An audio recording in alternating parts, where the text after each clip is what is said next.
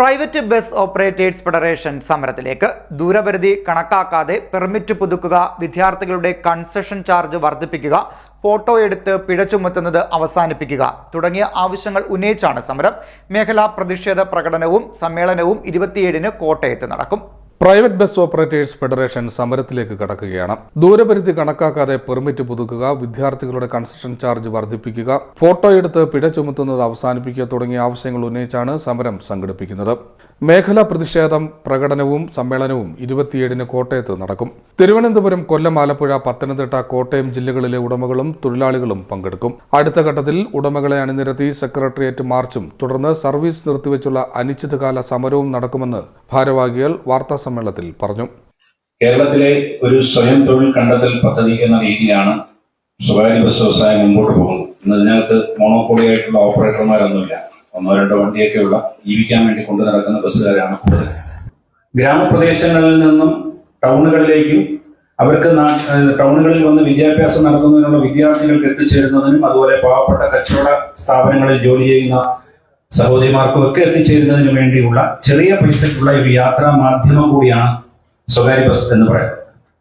പക്ഷെ അതിനെ എങ്ങനെ ഞെക്കിക്കൊല്ലാം എന്നുള്ളതാണ് കാലാകാലങ്ങളിൽ വരുന്ന സർക്കാരുകളെല്ലാം എടുത്തിട്ടുള്ള നിലപാട്. ഇപ്പോഴത്തെ നിലവിലുള്ള ബസ് ചാർജ് ഇനി വർദ്ധിപ്പിക്കുന്നതിന് ഞങ്ങൾ എതിരാണ്. കാരണം ബസ് ചാർജ് വർദ്ധിപ്പിച്ച് യാത്രക്കാർക്ക് ഇങ്ങനെ അമിത ഭാരം അടിച്ചേൽപ്പിക്കുന്നത് കൊണ്ട് ഈ വ്യവസായം നിലനിൽക്കില്ല. അതുകൊണ്ടാണ് ഈ 2 വീലറുകളും കാറും ഒക്കെ കൂടുതൽ. അപ്പൊ ഞങ്ങളുടെ ആവശ്യം വിദ്യാർത്ഥികളുടെ കൺസെഷൻ, പിന്നെ അനാവശ്യമായി ഇപ്പൊ ഞങ്ങൾ ടാക്സ് കുറവ് ചെയ്യണമെന്ന് പറഞ്ഞ് സർക്കാരിനോട് പലവട്ട ആവശ്യമില്ല. ശരിക്കും പറഞ്ഞാൽ മറ്റ് സംസ്ഥാനങ്ങളിൽ സ്റ്റേറ്റ് കാര്യത്തിന് വേവറാണ്, ടാക്സ് വാങ്ങിക്കുന്നില്ല മറ്റ് പല സംസ്ഥാനങ്ങളിൽ. അപ്പൊ ഞങ്ങൾക്ക് അത് ഒരു ആവശ്യമായി ഞങ്ങൾ പറഞ്ഞു.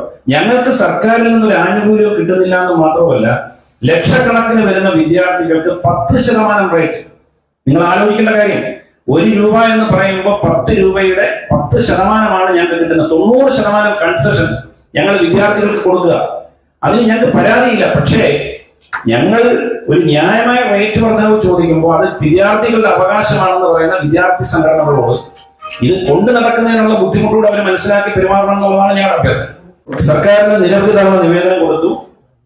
ഒരു കമ്മീഷനെ വെച്ച് 3 കമ്മീഷനെ വെച്ച് അന്വേഷണം നടത്തി. കമ്മീഷൻ റിപ്പോർട്ടുകൾ സർക്കാരിൽ വന്നു. പക്ഷെ കമ്മീഷൻ റിപ്പോർട്ട് വരുമ്പോൾ സർക്കാർ അത് മുക്കുക. പുതിയ മന്ത്രി വന്നിട്ട് കഴിഞ്ഞ 2 മാസം മുമ്പ് ഞങ്ങൾ മന്ത്രിയെ കണ്ട് സംസാരിക്കുമ്പോൾ റിപ്പോർട്ട് അദ്ദേഹത്തിന് കൈവശം കിട്ടിയിട്ടില്ലെന്നാണ് അദ്ദേഹം പറഞ്ഞത്. ജസ്റ്റിസ് രാമചന്ദ്രൻ കമ്മീഷനാണ് ആദ്യ റിപ്പോർട്ട് കൊടുത്തത്. അത് വർദ്ധിപ്പിക്കണമെന്ന് തന്നെയാണ് അന്ന് റിപ്പോർട്ട് കൊടുത്തത്. അതിനുശേഷം വീണ്ടും ഒന്ന് പഠിക്കണം എന്ന് പറഞ്ഞിട്ട് വീണ്ടും ഒരു കമ്മീഷനെ വെച്ചു. ആ കമ്മീഷൻ റിപ്പോർട്ട് കൊടുത്തിട്ടും ഇതുവരെ അതിനൊരു അനക്കമില്ല. ഞങ്ങളുടെ പ്രശ്നം എന്ന് പറഞ്ഞാൽ ഈ വ്യവസായത്തിൽ നിന്ന് ആൾക്കാർ പുറത്തേക്ക് പോവാണ്. ആരും ഇത് നടത്താൻ തയ്യാറാവുന്നില്ല. പുതിയ പെർമിറ്റുകൾ എടുക്കാൻ ആരും തയ്യാറാവുന്നില്ല. ഉള്ള പെർമിറ്റുകൾ ഓപ്പറേറ്റ് ചെയ്യാൻ പറ്റുന്നില്ല. ഇതാണ് ഞങ്ങളുടെ ഒരു പ്രശ്നം. ഞങ്ങൾക്ക് നിലനിൽക്കണം. വ്യാഴാഴ്ച 4-ന് കോട്ടയം നാഗമ്പടത്ത് നിന്ന് പ്രതിഷേധ പ്രകടനം ആരംഭിക്കും. 5-ന് തിരുനക്കര ബസ് സ്റ്റാൻഡ് മൈതാനത്ത് സമ്മേളനം ഫ്രാൻസിസ് ജോർജ് എം.പി. ഉദ്ഘാടനം ചെയ്യും. ബസ് ഓപ്പറേറ്റേഴ്സ് ഫെഡറേഷൻ സംസ്ഥാന vice president C Manoj Kumar, സംസ്ഥാന ജോയിന്റ് സെക്രട്ടറി പാലമുറ്റത്ത് വിജയകുമാർ, ജില്ലാ president Jackson C Joseph, K Suresh, Shinoj K George തുടങ്ങിയവർ വാർത്താ സമ്മേളനത്തിൽ പങ്കെടുത്തു. News desk.